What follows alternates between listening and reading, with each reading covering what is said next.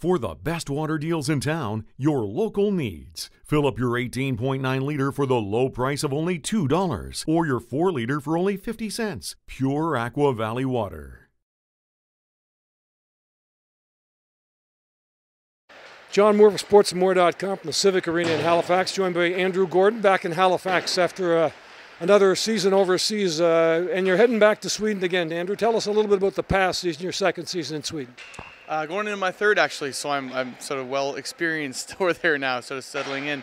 But it's been great. My first year overseas, I went in sort of blind, my first European experience, and things went really well off the bat. I liked playing on the big ice, and coaching staff was really good, put me in a lot of good positions to succeed, and I sort of made the most of them and did well. Turned that into a 2-year extension, so I'm finishing that up here now, and looking forward to go back for another season with a team that I think has some potential to win the league and has the potential to do some damage in the playoffs. Tell me about the decision to leave North America and to go to Europe. Why was that the right thing? You're 31 years of age, and obviously you feel that was the right decision for you at that time? Absolutely, I was ready. I mean, I didn't have one of these storied careers where you sort of make the NHL at a young age and the rest is sort of history. I sort of bounced around. I started in the East Coast League for a little bit. I played my years in the American League. Had a few cups of coffee. I think I played 50 or 60 games in the NHL, but for the most part I played... Handful of goals. I think a handful would be a little generous. But no, I played over 500 games in the American League, regular season games, and I just was sort of ready for a change mentally more than anything. I wanted to experience something else and enjoy the game in a different light. And that's what going overseas really did. It shot just some enthusiasm in me like I've really never felt before. I was excited. The game was new. The game was different. Everything was new and different. And it felt like it shaved 10 years off my career. I feel like a 22-year-old rookie learning how to learn the ropes again. So it was a really fun experience to try that out for the first time. And I've tried to keep that enthusiasm and that energy and at that level of the game going the last couple of years. And I think I still feel it now going into my third year in Sweden. I'm just as excited to go back as I was to go the first time. Love of the game, but also the pursuit of money financially. It can be lucrative overseas. Tell me a little bit, give me a sense as to what the money is like here as opposed to if you're in the American Hockey League.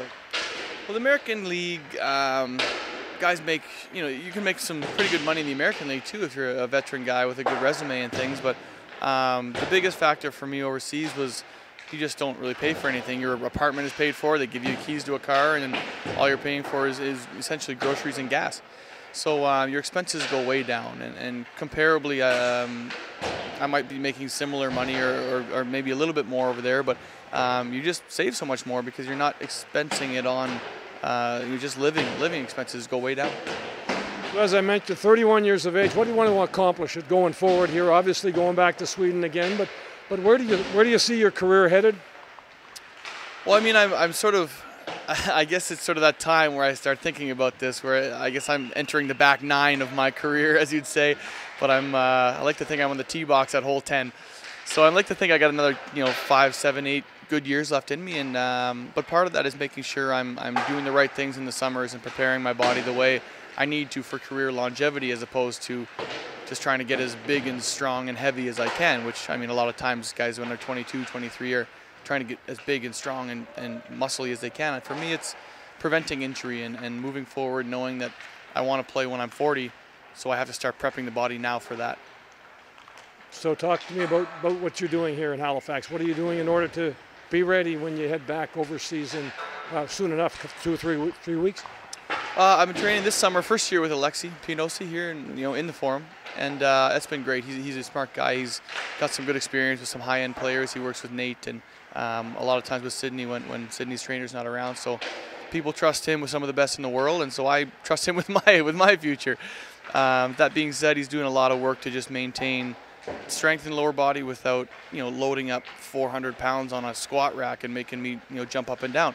So every exercise I do, I feel like it's purposeful and it's to build strength and to build me as a hockey player, but without that risk of injury. A lot of hip focus, a lot of mobility focus, a lot of stuff on the track, a lot of stuff on the field to just range of motion things that that will translate onto the ice instead of just, like I said, getting in a squat rack and trying to see how much I can lift. That's not the focus anymore.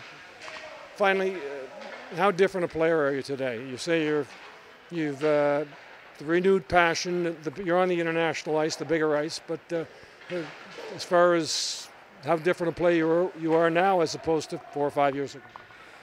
That's a tough question. I think it's the funny thing about going to Europe for me is that I showed up wanting to play a European game, and they said, what makes you different is you play a North American game on a big ice.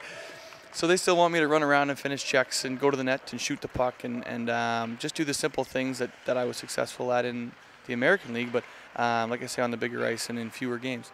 So I like to try to keep playing that North American game and to play to my identity that I've built up over the last 10 years of my career, and just sort of make that work within a different team system has been a fun challenge.